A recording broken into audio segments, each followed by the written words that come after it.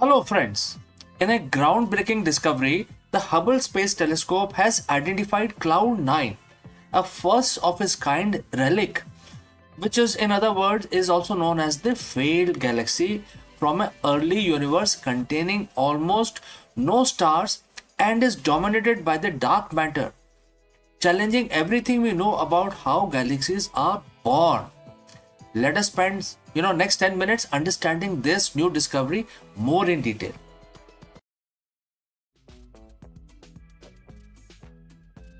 Friends, when you think of a galaxy, what comes to your mind?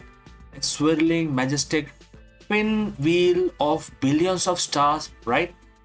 Like our Milky Way or Andromeda, bright, vibrant cosmic cities lit with nuclear fire.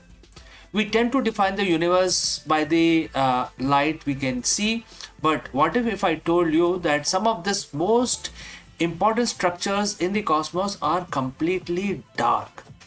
NASA has just confirmed the existence of something spectacular, something that has been hiding in the dark corners of the universe for billions of years, and they call it Cloud 9. Now, that name sounds dreamy, almost paradise like, but the reality of Cloud 9 is cold, lonely, and massive cosmic failure. Using the legendary Hubble Space Telescope, astronomers have identified a first of its kind object. It has a mass of a dwarf galaxy. It occupies the space of a galaxy but has almost zero stars. It is pristine cloud of primordial gas held together not by the gravity of the glittering suns but by a massive invisible halo of the dark matter. It is a failed galaxy, a cosmic seed that never managed to sprout. Today we are going to take the journey back to the dawn of the universe to understand why Cloud 9 failed and what it's made of and why this invisible giant might be the key to understanding the scaffolding of our entire reality. Alright, let's proceed. So what exactly is this thing?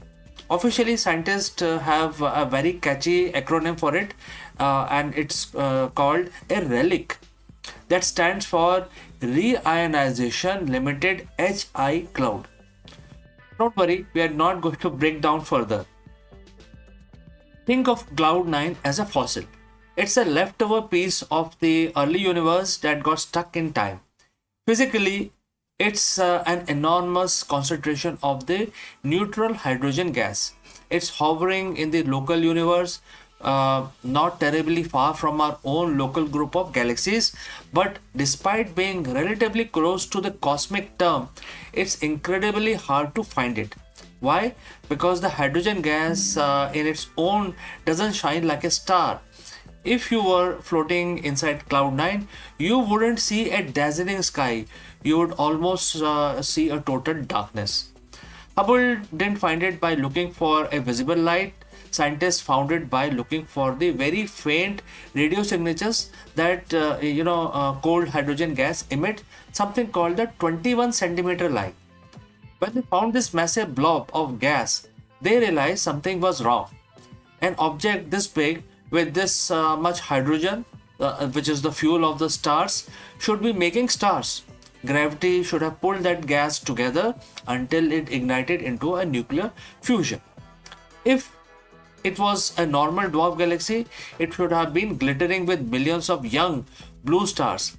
Instead, Hubble looked at the spot where the gas was and found nothing. Maybe one or two lonely stars, but essentially it was absolutely dark. It's a ghost town the size of a galaxy and brought up the billion-dollar question. Why did it die before it was even born? To understand why Cloud 9 failed, we need a quick lesson on how to build a galaxy. In the early universe, things were fairly simple. You had hydrogen gas and you had gravity. Gravity wants to pull everything together. And if you have a big enough cloud of gas, gravity starts squeezing it towards the center. As gas gets squeezed, it gets denser. Denser pockets collapse further, heat up. Eventually, boom, a star is born. Do that a billion times and you have a galaxy. So what stopped Cloud9? The answer lies in that complicated acronym and that was mentioned earlier, which is relic. The key word there is the reionization.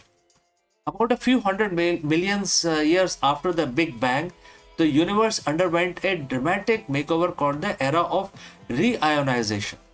Before the era, the universe was like a thick, dark fog of neutral hydrogen. Then, the very first monstrous stars and the supermassive black hole turned on. These things were incredibly violent. They blasted out intense ultraviolet radiation. This UV light acted like a cosmic blowtorch. It burned out the fog away and ionizing the remaining hydrogen gas. This was great for the universe as a whole. It made space transparent, allowing light to travel freely, but it was terrible for small developing galaxies like Cloud9. Here is the crux of the failure. To make stars, gas need to be cold so it can clump together. But during the reionization, the intense background radiation from other galaxies heated up by the gas inside Cloud9, it got too hot. The heat created outward pressure that fought against the inward pull of the gravity. It was a cosmic tug of war. In a big galaxy like our Milky Way, gravity won. But in Cloud9, the heat won. The gas got too energized to collapse into stars. It was sterilized by the light of the rest of the universe. Cloud9 is a victim of the cosmic climate change that happened 13 billion years ago. But this leads to a deeper mystery. If the gas is hot and pushing outwards, why didn't Cloud9 evaporate entirely? Well, is it still hanging together as a coherent cloud? And after all this time, it is still there. Something must be holding it together. Something with immense gravity that we cannot see. And this is where enters the dark matter. We know that the ordinary stuff, that atom that make up stars, gas, planet, and us, only account for about 5% of the universe. About 27% is dark matter that we cannot see, we cannot touch, or interact with except through its gravity. Scientists believe that the dark matter forms the invisible scaffolding of the universe. It's like a giant cosmic spider web. Ordinary gas follow the standard path and falls into the strands of this web, pulls up in the knots and form galaxies.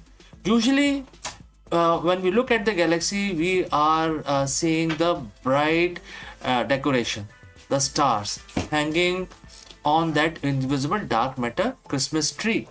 But the Cloud9 is different because it never formed the decoration. It is almost pure tree.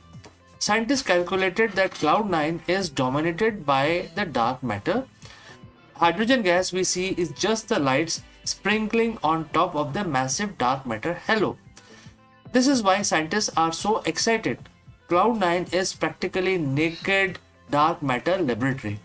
In normal galaxy, the physics of exploding stars and supernovae mess up the environment, making it hard to study the underlying dark matter. But Cloud9 is quiet, it is pristine, it is a place where we can test our theories about what dark matter actually is and how it behaves when left alone. If our theories about dark matters are wrong, objects like Cloud9 shouldn't exist. The fact that the Hubble found it is massive confirmation that our basic models of the universe is on the right track. The discovery of Cloud9 is humbling reminder of how much the universe is hidden from us. From decades, the astronomers predicted these dark galaxies and they said that they should exist. They existed in our computer simulation, but finding one in the real world proved incredibly difficult. It was like trying to find a specific black cat in a coal cellar. But Hubble, even after decades of surveys, is still showing us things we have never seen before. Scientists believe Cloud9 isn't alone. There could be thousands, maybe millions of these failed galaxies floating in the void between the bright ones. Cosmic ghost, silent and dark, holding onto the secrets of the early universe. They are the reminder that sometimes to understand the light, you have to stare into the darkness. So, friends, what do you think? Does the idea of invisible starless galaxies surrounding us feel spooky or exciting? Let me know in the comments below. And if you enjoyed the deep dive into the dark side of cosmos, make sure to hit that subscribe button and the bell so you don't miss out our next discovery. Thanks for watching, and until next time, keep looking up.